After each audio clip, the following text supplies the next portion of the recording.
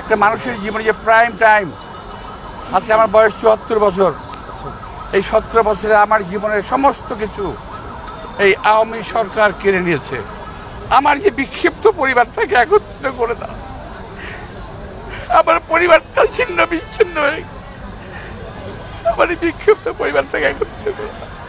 বহুবার গ্রেপ্তার হয়েছি, বহু মামলা হয়েছে, ন্যায় বিচার তো দূরের কথা, আমাদেরকে পুলিশের কষ্টকর যে একটা ভ্যান যেটা আছে, আমি আজকের এই সরকারের কাছে আবেদন করব এই ধরনের নিপীড়নমূলক ভ্যানগুলো যেন প্রত্যাহার করা হয়। এই ভ্যানে করে আমাদেরকে আনা করা হয়েছে, অনেক কষ্ট হয়েছে। তারপরে বলবো ১৭ বছরে একটা মানুষের জীবনে যে প্রাইম টাইম আজকে আমার বয়স ৭৪ বছর।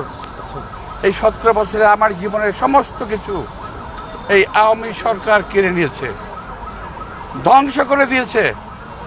আমি না, শুধু আমার মতো বাংলাদেশে বহু নেতা কর্মীর জীবন শেষ করে দিয়েছে,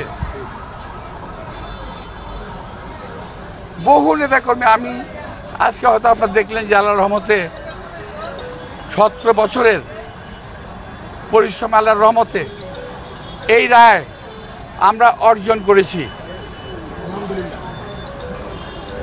এই ১৭ বছরে আমাদের বহু কর্মী নিহত হয়েছে, জেলখানায় মারা গেছে, বিনা চিকিৎসায় জেলে মারা গেছে। এই ১৭ বছরে বহু পরিবার ধ্বংস হয়ে গেছে। একইভাবে আমার পরিবার ধ্বংস হয়ে গেছে। আমি যখন আল্লাহর কাছে দোয়া করি, নামাজ পড়ি, আমি পরম দয়ালু করলাম আল্লাহ তাআলার কাছে আমি দোয়া করি, কামনা করি, আল্লাহ আমার যে বিক্ষিপ্ত পরিবারটাকে একত্রিত করে দাও। আমার পরিবারটা ছিন্ন বিচ্ছিন্ন হয়ে গেছে। আমার এই বিক্ষিপ্ত পরিবারটাকে একত্রিত করে দাও। এটার হলো না। একটা ভাই মারা গেল আমেরিকাতে, একটা ভাই দীর্ঘদিন বাইরে আছে। আমি দীর্ঘদিন অসুস্থ অবস্থায় এই কোর্টের বারান্দায়, আপনারা দেখেছেন আমাকে বহুবার। আজকে এখানে যারা আছে সকলেই আমার মতো কম বেশি ভুক্তভোগী, কেউ কম কেউ বেশি। আমি বিশ্বাস করি আল্লাহর যে রহমত, আল্লাহর যে বিচার, এই বিচার থেকে কোনো মানুষ রেহাই পাবে না। আল্লাহর রহমত যেমন আমাদের উপর বর্ষিত হয়েছে, তেমনি আল্লাহর বিচারও তাদের উপর বর্ষিত হবে। ওরা যে যেখানে আছে ওখানেই শাস্তি পাবে। আপনারা সর্বশেষ দেখেছেন বিচারপতি কি বলে, মানিকের কিরকম জিল্লতি, কিরকম নাল্লতি, যেটা কোরআন শরীফে আছে যে আল্লাহ তাআলা যাকে বেজ্জিত করেন কিভাবে করেন উনি দেখিয়ে দেন।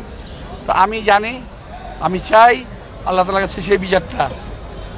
হ্যাঁ, অনেকে বলতে পারেন ক্ষমা মহত্বের লক্ষণ। আমি ভাই মহৎ ব্যক্তি না, আমার জীবনের বিনিময়ে কাউকে আমি ক্ষমা করতে পারছি না।